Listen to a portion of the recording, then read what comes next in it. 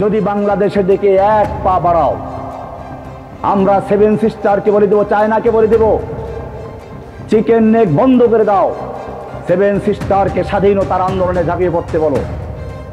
কাশ্মীরকে বলবো তোমরা স্বাধীনতার জন্য তৈরি হও। पाकिस्तान अफगानिस्तान से मैं कहता हूं कि तुम कश्मीर के साथ मदद करो, कश्मीर के आजादी के लिए काम करो। সরাসরি আরো একবার কথা বলবো, অতনু হালদার রয়েছেন আমাদের সঙ্গে নিউজ রুম থেকে। অতনু, ওপারের পাক প্রীতির মধ্যে এপারে জালে আনসারুল্লাহ বাংলার 8 জন জঙ্গি এবং যাদের মধ্যে একজনের প্রশিক্ষণ বাংলাদেশে হয়েছিল বলেও এখনো পর্যন্ত খবর। তাহলে বাংলাদেশের মাটিকে কিভাবে কতটা ব্যবহার করা হচ্ছিল, এই প্রশ্ন তো এই মুহূর্তে বড় হয়ে দেখা দিচ্ছে। অতনু, একদম তোমাকে যেটা বলছিলাম যে একদিকে যেরকম ঠিক ক্রমশ বাংলাদেশের বুকে পাকিস্তানের প্রভাব জাঁকিয়ে বসছে, যে সমস্ত কিছুতে পাকিস্তানকে ছাড়পত্র দেওয়া হচ্ছে, আর সেই বাংলাদেশের মাটিকে ব্যবহার করে পাকিস্তান ভারতের বুকে যেটা করতে চায়, যে সমস্ত বিচ্ছিন্নতাবাদী শক্তিকে পাকিস্তান থেকে মদদ দেওয়া হতো, সেই সমস্ত বিচ্ছিন্নতাবাদী শক্তিকে এখন বাংলাদেশ থেকে মদদ দেওয়া শুরু হয়েছে এবং সেখানকার জঙ্গি সংগঠনগুলো সেখানে বসে সেটা করছে।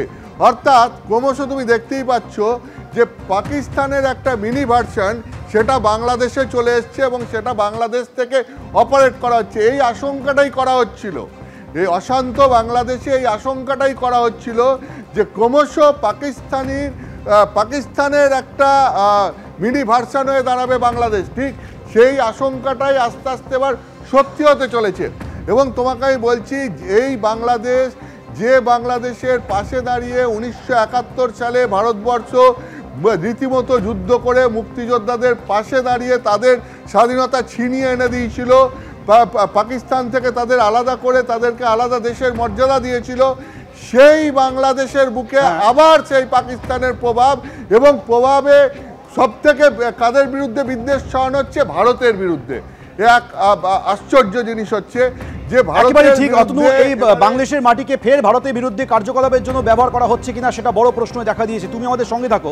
একদিকে যখন আনসারুল্লাহ বাংলার প্রধান জসিমউদ্দিন রহমানি সরাসরি ভারতকে হুমকি দিচ্ছেন, তখন সেই বাংলাদেশের পাশে দাঁড়িয়ে পাকিস্তানের তরফ থেকে ভারতের বিরুদ্ধে হুমকি দেওয়া হয়েছিল পরমাণু নিয়ে। কি দিয়েছিল দেখুন।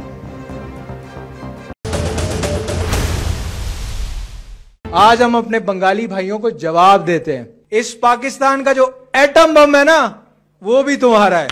আমাদের অনেক বন্ধু রাষ্ট্র আছে যাদের কাছে নিউক্লিয়ার বম আছে এবং তারা দিতে রাজি আছে। Enemy of Islam, the Hindus who have constantly tried to reject the facts of history. It's a great honor and privilege for me to utter a few words to focus on the importance of brotherly relations between our two Muslim countries, Pakistan and Bangladesh. আরো একবার সরাসরি কথা বলবো, অতনু হালদার রয়েছেন আমাদের সঙ্গে। অতনু, তাহলে কি মিনি পাকিস্তান হয়ে উঠছে বাংলাদেশ, মানে ভারতের ঘরের পাশে আরেক পাকিস্তান? দেখো একবারই, এবং তুমি শুনলে যে এই সমস্ত হুমকির মধ্যে আরো একটা বিষয় রয়েছে, সেটা হচ্ছে চিকেন স্নেক। তুমি জানো যে আমাদের যে উত্তর পূর্ব ভারতের 7টি রাজ্য রয়েছে, আসাম, নাগাল্যান্ড, এই সমস্ত সহ যে 7টি রাজ্য রয়েছে, এদের যোগাযোগ রাখার যে মূল মাধ্যম, যে জায়গাটাকে বলা হয় চিকেন স্নেক, সেই চিকেন স্নেক নিয়ে তুমি দেখলে যে এই জসিমউদ্দিন রহমানি, যে আনসারুল্লাহ বাংলা এই জঙ্গি সংগঠনের ভারতীয় উপমহাদেশ শাখার প্রধান, যারা মূলত আল কায়দার আদর্শে তৈরি এবং আল কায়দার শাখা সংগঠন হিসাবে এই ভারতীয় উপমহাদেশে কাজ করে, সেই জসিমউদ্দিনের হুমকির মধ্যে রয়েছে যে চিকেন স্নেক আলাদা করে দেবো।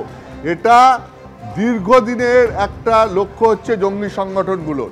এবং তুমি দেখো কীরকম মিল, কীরকম, সেটা হচ্ছে যে এই কথাটা তিনি মাস দুয়েক আগে বলেছেন, মাস দুয়েক আগে এই হুমকি দিয়েছে। ঠিক তারপরে যেটা দেখা গেল যে আমরা দেখলাম এই গত কয়েকদিনের মধ্যে Assam police, Paschimbanga police, Kerala police, এদের যৌথ তল্লাশি অভিযানে 8 জন জঙ্গি, যারা প্রত্যেকে আনসারুল্লাহ বাংলা টিমের সদস্য, যারা প্রত্যেকে জসিমউদ্দিনের একজন ঘনিষ্ঠ সহযোগীর সঙ্গে যোগাযোগ রেখে এখানে কাজ করছিল, তারা ধরা পড়ল।